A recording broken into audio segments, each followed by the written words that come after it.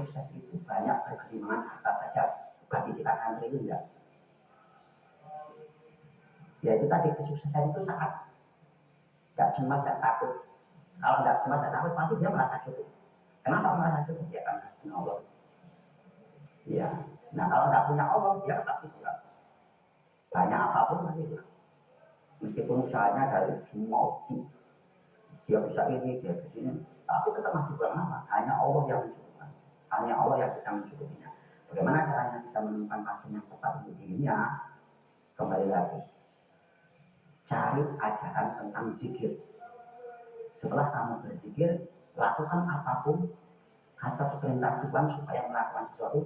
Nanti kamu akan dipertemukan sama Tuhan dengan cara kehidupan yang akan diridhoi Tuhan, akan diberkahi Tuhan. Entah itu, meskipun menurut orang pada umumnya itu nelayan, petani kayaknya nggak bergengsi ya. Tapi banyak orang-orang di petani itu sukses secara zahirnya, secara duniawinya pun sukses. Nah, kesuksesan itu yang kita harapkan itu bukan di sini, di sono. Guru kita kan mengajarkan kalau di sini paling berapa sih, 60 tahun, 70 tahun, atau 100 tahun sekalipun dibandingkan dengan bermiliar-miliar tahun, tidak terbatas. Itu buat biasa. Di sono, percuma di sini itu kita sukses secara zahir, dielulukan, jadi profesional, jadi praktisi yang memang performa secara zahir, tapi di sononya nggak sukses. Nah itu menakutkan. Apalagi seorang sukses ditutupi malaikat aku. Nah, dipentungan dibogem. Apalagi nek di ceritane merokok itu jarene kuwi dunia kuwi tikal beto bulan. Dunia supaya orang baik dirinya dilepoknya nang mawa tolong itu tikal ping beto kadang kan lebih sulit ya. Sekali lipatnya apa kan nggak kebayang takut kan. Makanya supaya kita bagaimana cara menemukan kita cari dulu yang mungkin santri-santri yang belum ikut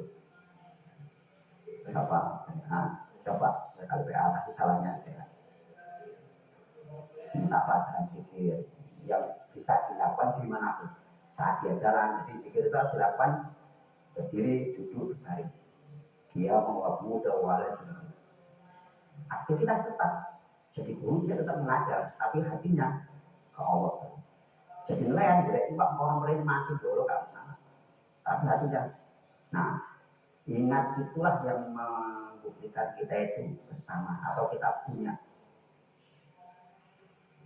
Tanpa ingat, tanpa zikir dia tak punya. Ibaratnya dengan punya uang nanggung sae kali ya. Sejuta kan. Nah, kalau misalnya sejuta.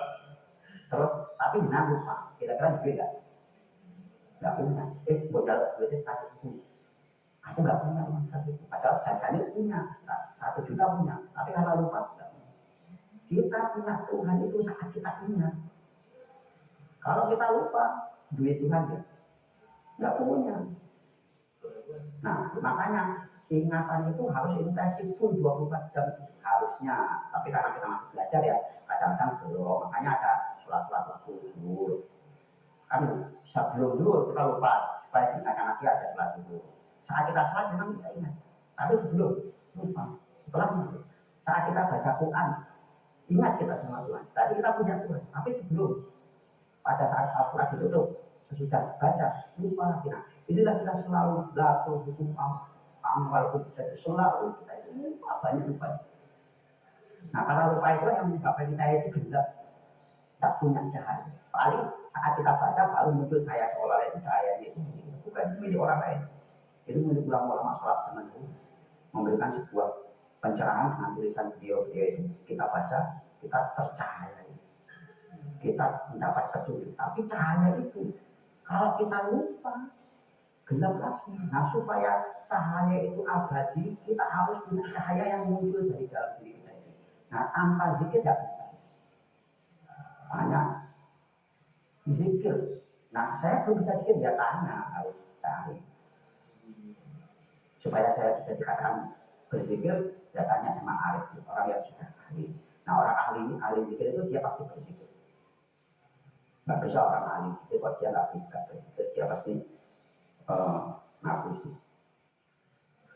Jadi supaya menemukan pasien yang tepat ya sertakan Allah untuk ikut menyertai hidupnya itu, baik dia itu berbaring, duduk, berjalan apa serta maka dia pasti akan dipertemukan. Jadi kita bukan mencari tapi kita bukan menemukan tapi dipertemukan. Enggak bisa kita itu. Wah, memang tidak punya kemampuan, olah.